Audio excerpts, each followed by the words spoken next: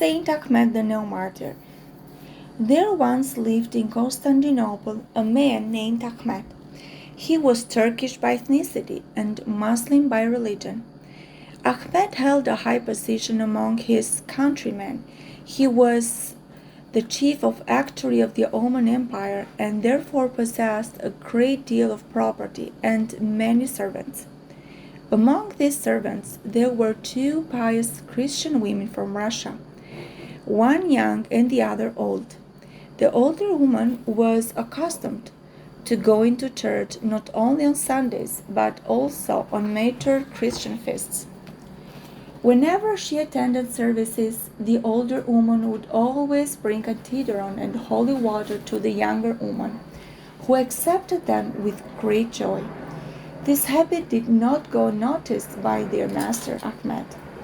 Whenever the young girl received a tideron and holy water, Ahmed would detect a beautiful fragrance coming from her mouth. Curious about this, he took her aside one day and asked, "What is that you are eating that makes your mouth smell so wonderful?" Because she did not understand the revelation that God had given to her master, she answered him simply, "Master, I eat only what you and all the other people of this house eat."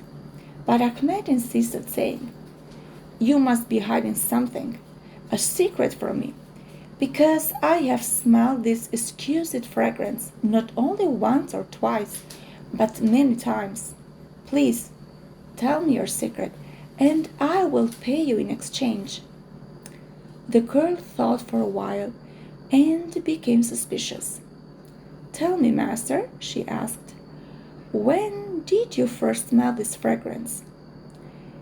"As I say, I only eat what the other servants do. The only difference is that every Sunday I eat a liter and tideron and holy water that comes from the old woman's church. Perhaps then those are the cause of the fragrance that you say smelt. If this is so, master, then know that the all-good God, who desires the salvation of all people, has revealed a great mystery to you, because neither I nor any of my fellow believers perceive this beautiful fragrance that you mention." Ahmed marveled at this, and a deep desire was born in his heart to partake of the antidoron and holy water and know more about Christian worship. He therefore summoned a priest and arranged to secretly attend a divine liturgy. On the appointed day he put on the clothes Christian wore and went to the church of Constantinople. While Ahmed was observing the service, God permitted him to experience a second miracle. Then the patriarch came out of the beautiful gates. His feet did not appear to be touching the ground. The hierarch was surrounded by a bright light and was hovering a good 3 feet off the floor. Ahmed was shocked. Next he saw rays coming out of the patriarch's fingers as he blessed his flock. The rays landed on the hands of all many gathered Christians, and as many times as the patriarch blessed them in this manner, Ahmed alone was not illuminated by the blessing light. He then understood that the true God was the God of the Christians, and that is because he was a Muslim that he could not participate in this blessing. As soon as the liturgy was over, Ahmed once again summoned the priest, and after revealing to him the signs that God had shown him, asked to be baptized. Seeing both Ahmed's desire and the firmness of his decision, the priest catechized him in the Orthodox faith and baptized him a Christian. For some time after this, Ahmed lived as a secret Christian. His friends, who were Turkish, did not suspect a thing. One day, Ahmed and a group of other noblemen gathered for a great feast. In the midst of their eating and drinking, one of them paused the following question. Tell me, my lords, what is the most important thing in the world? The most important thing, said one of them. Is there anything more important than food and water? Without those, no human can live. You are wrong, said another one. The most important thing in the world is money. If you don't have money, you can't do anything. Life is the most important thing, shouted someone else. Without it, you can neither buy nor eat. At this point, other men spoke up, and each of them had his own opinion.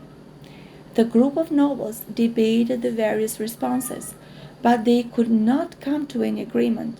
One of the men finally turned to Saint Ahmed and asked, Ahmed, we have each voiced our opinion. Tell us what you think is the greatest thing in the world. After all, we all know that you are a wise man and don't speak lightly.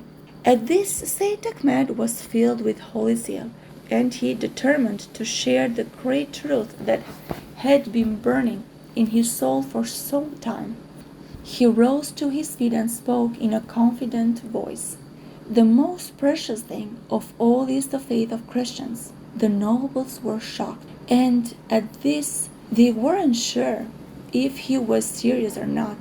Are you mad, Ahmed? They asked. How could you utter such a thing? Did you drink too much wine or lose your senses? No, my brothers, I am neither crazy nor drunk. I am only telling you the truth, so that you can also be saved from your delusion.